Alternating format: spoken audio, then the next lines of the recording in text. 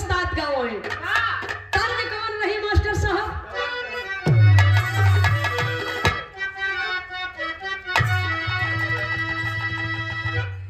अरे राम को राम झूलने ए बिरहा सुनई वाले बाबू झको राम झूलनी ओ भाई साड़ी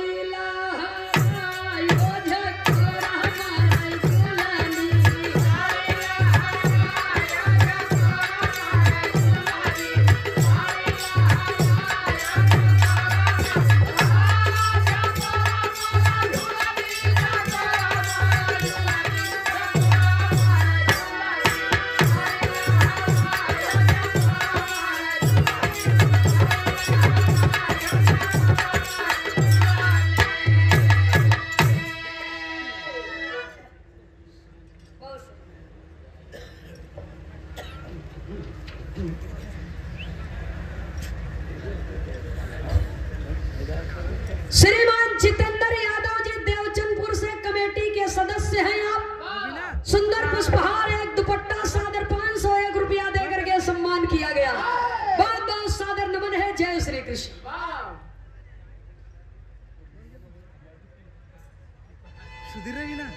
परम आदरणीय बाबू राम सेवक यादव जी जो हमारे पूज्य बाबू जी श्रीनाथ यादव जी के साथ में इस समय बिरहा कलाकारों का हौसला बुलंद करने के लिए आप प्रयासरत हैं, बिरहा समाज में चल रहे हैं। बाबू श्री राम सेवक यादव जी जौनपुर से लेके बनारस तक के बहुत बड़ा सम्मान आपका रहता है और आपके द्वारा कलाकारों को जो मान सम्मान मिलता है ये हम सबके लिए अनमोल है। बहुत बहुत आपके श्री चरणों में सादर नमन करती हूँ। सुंदर पुष्पहार सादर 501 रुपया दे करके सम्मान किया गया बाबू राम सेवक यादव जी की ओर से। बहुत बहुत सादर नमन आशीर्वाद की कामना। जय श्री कृष्ण। एक गीत के भाव पर राम बनवे मनई मनैया बनवे ये तर्ज बा, लेकिन गाना कैसे बा मास्टर साहब कहना है।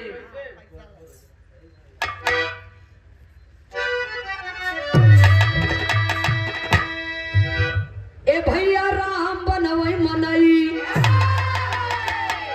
मनई और राम में कितना बड़ा फर्क बा। ए बाबू राम बनवई मनई मनई बनवई राम के राम बनवई मनई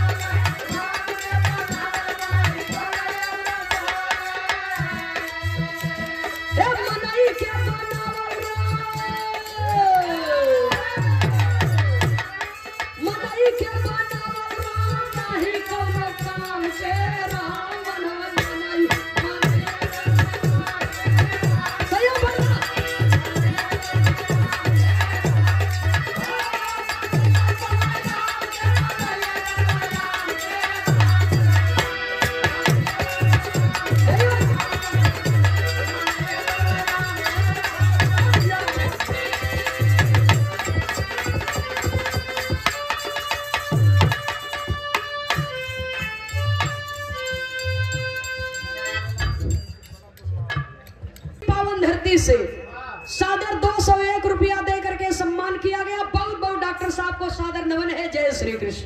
क्या कहना है?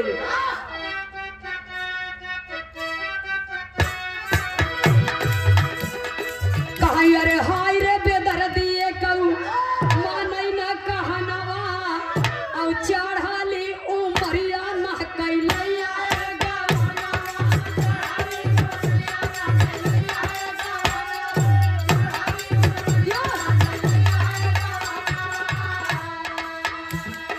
रही रही के जिया मारा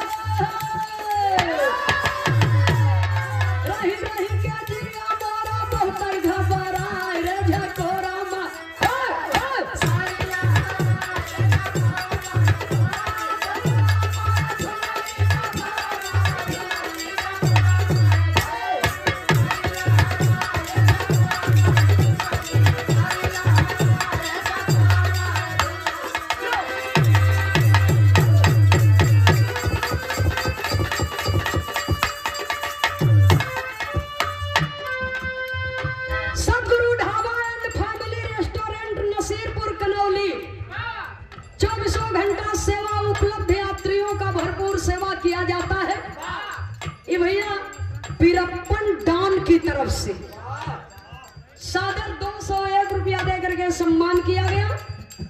बहुत बहुत सादर नमन, आशीर्वाद की कामना है।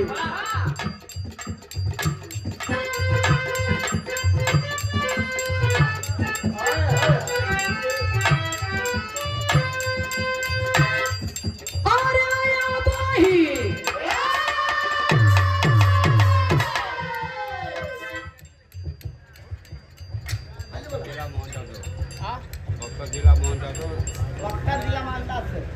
ये भैया बक्सर जिला से नाम बाबूजी ये सादर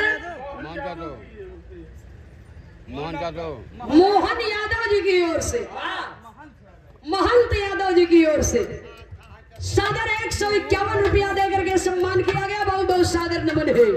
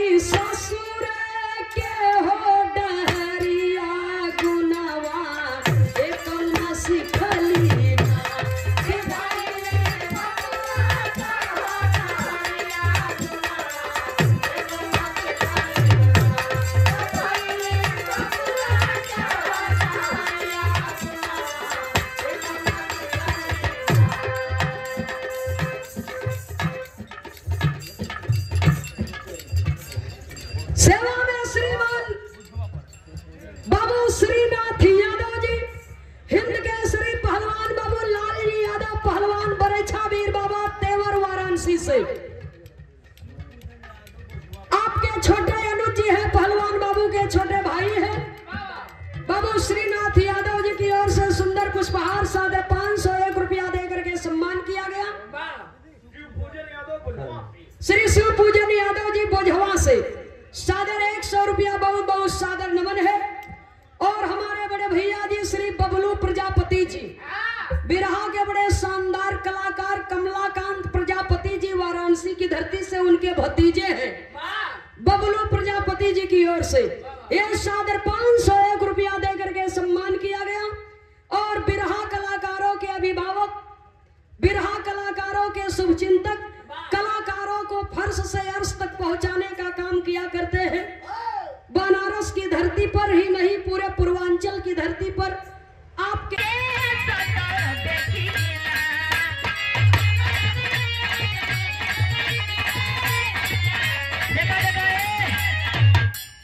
बड़ा है भाई, कहो झूम जुट गई। मुकेश भैया का पसंदीदा गीत हो, हम जाना थे कहे का हमारा बुलता कहियो बैठ के सता देखिला।